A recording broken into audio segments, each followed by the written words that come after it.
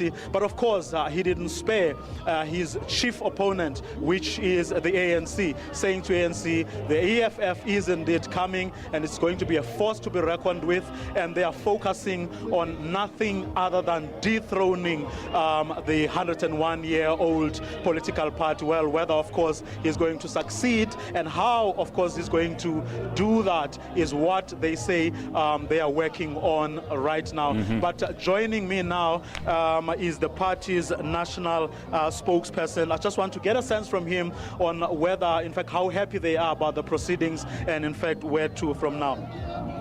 Things went well, according to you? Yes, they went extremely well. In fact, fantabulous. Is it what you expected, the turnout that is? Yes, we did. Our people came in numbers. It's overwhelming, extremely overwhelming, and even if you might have expected it, but seeing it in numbers, actually, you know, getting there with warm bodies is extremely humbling. So indeed, it is what we expected. Now, where were the people we saw here drawn from? Mostly from the northwest. We had 100 trips that were made from across the province. Well, not all of the province. We didn't have buses from as far as Uppington. We didn't have buses from Vryburg. We had mostly people from the surrounding towns of Rustenburg. And we've had a couple of people from across the country, but there were very few. So the majority of the people that we saw here are really the community from Marikana and the surrounding townships. A well-organized event for a party that is pleading poverty, one would say. Well, as the president said, this is a giant that was birthed on its feet. And so it's a baby that was born and then shakes your hand. It is precisely because the conditions have changed on the ground. Our people are ready for change and they are embracing the message of the economic freedom fighters. And I think that going forward, we're going to see much more support. And it's a demonstration that the elections next year are going to be decisive on our part.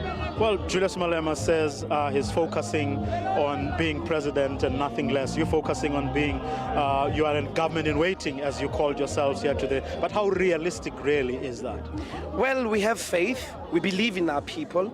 We believe our people will show up in great numbers and translate the 20 years that the African National Congress aggression has shown on them, that they will come and take it out and give a new page to a new radical economic framework, which actually promises to bring back land to them, to bring back the mines and all the minerals into their hands, to bring them real opportunities, and to conclude for the final analysis, and the final analysis to completely deracialize the colonial patterns of property ownership. So and that's the message, I think, that that is why we think it's realistic. It's because it's really time. It's 20 years later, it's time for a new party, for a new message, for a new experimentation with radical economic policy.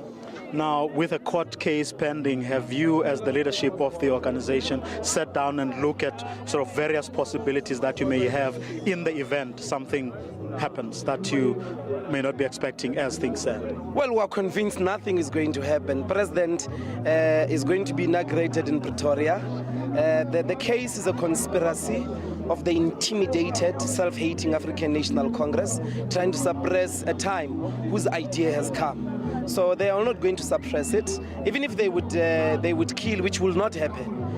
Even if they would be imprisoned, which will not happen. The ideas of the economic freedom fighters are out there, and our people are going to be decisive nonetheless in the next elections, and EFF is going to be the next government. Thank you very much. Well, Mbuyiseni Ndlozi, the national spokesperson of the EFF, talking there about how happy they are about how things went, but of course not oblivious to the task ahead, which is an enormous task to dethrone the African National Congress, the biggest political party in the land and the oldest on the African continent. It's back to the studio.